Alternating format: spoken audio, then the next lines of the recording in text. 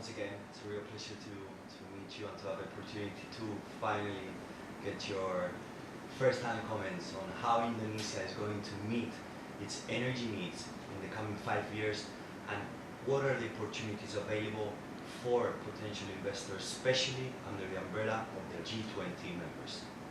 Well, Indonesia used to be a net energy exporter for many, many years. But now we come to the point where we are already a net importer, not only on oil and gas, but also not only on oil, but also we are becoming also importer of gas. So as you know, oil and gas is a major source as a primary energy, and so with this changing situation, that the domestic energy source cannot cater the Indonesian need, so Indonesia must change its paradigm. So Indonesia must seek ways and means how to secure energy from other sources around the world, and that requires a good planning, that requires a good and efficient way of doing things, because Indonesia still has to compete, and energy is one of the economically has compete with other countries, and energy is one of the main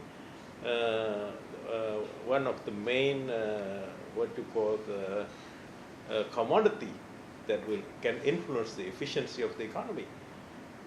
So Indonesia need to go to the way of how to secure their energy. So energy security from other sources of the world must be then obtained. So this is a big challenge, and for that we need huge infrastructure. And where do we find the required funds and technology for this infrastructure?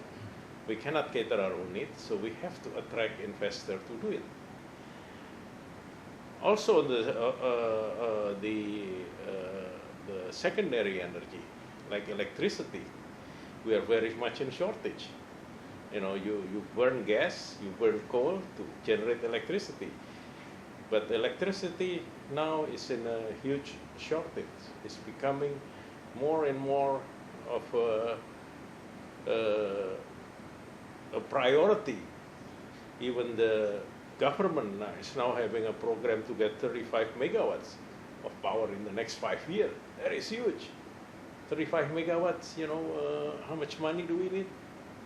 To get the 35 megawatt, we're talking about $40–50 billion in the next 5 years. So where are we going to get it? Domestically, definitely domestic resources cannot cater for that. So Indonesia must attract investment from outside to provide this. So it's not on the primary energy from the energy sector, but also in the secondary energy like electricity. So it's really something that Indonesia need to really change. I mean, the politician or the elite need to change the paradigm that domestic resources cannot meet our energy need. So we need to find it somewhere else, whether it's the commodity or the financial resources to build the infrastructure that we have to obtain from outside. So attracting foreign investment is very much needed. So we cannot only, like many others, play with the narrow nationalistic view. So Indonesia is really not on, I would say, has passed various crossroads, but now it's in the crossroad of whether you can move forward or not, because energy is a prime commodity that need to be there in any case. So without energy, nothing goes. Without electricity, you cannot get electrical growth. Without oil and gas, you cannot get electrical growth. So this is a real challenge, and it has to start with the change of paradigm, with the mindset of the politician, of the political elite, and make the people conscious the challenges that we are facing. Fantastic. Thank much. We will skip on now, move on to another question in regards to how is Indonesia preparing itself to enter the Asian economic community by the end of 2015? Well, the economic community, or the Asian Free Trade Agreement, is something, it's a fact. So there's no other option than to enter that. There's no other option. So Indonesia must enter that, and Indonesia must fight for that to be able to establish itself inside this community. Indonesia cannot cry that I'm not ready yet, or we need to do that first. No. It's definitive that we have to go in. So Indonesia must fight and establish itself in there and build the strong foundation what is necessary to establish itself. Because Indonesia must have the commodity that is producing, really competitive. Also, the services that it provides must also be competitive. So, if we not want to be just a market, we have to really fight and position ourselves also to be the producer. Indonesia, definitely in ASEAN, is the largest market, has the largest population, and it has the largest natural resources. But in order to establish itself, Indonesia has to be positioned as a real, have to really have a value-added industry that can compete inside the ASEAN, in order to avoid itself just to become a market, just to become a user.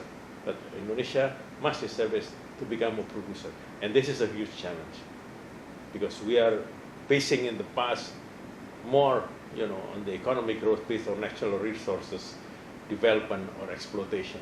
But now is the time that Indonesia must really enter the Asian economic community. Indonesia must really try to develop its value-added industry here. But in order to do that, you have to have all the conditions we set, like the topic that we mentioned earlier, that we were discussing earlier, namely like the energy sector, which is one of the most important commodity there.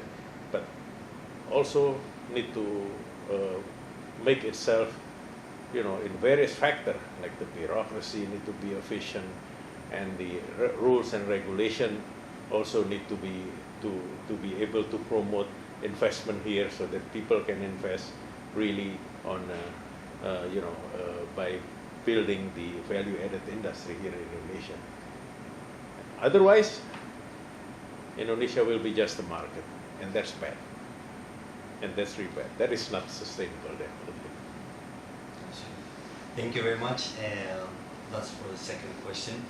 Mr. Ari, we will be editing this conversation. Therefore, of course. We will be getting extracts from here and there, and then. Absolutely. Yeah, I understand. So now, when people ask themselves, what are the competitive advantages about Indonesia? What does Indonesia have to offer to potential investors coming into the country?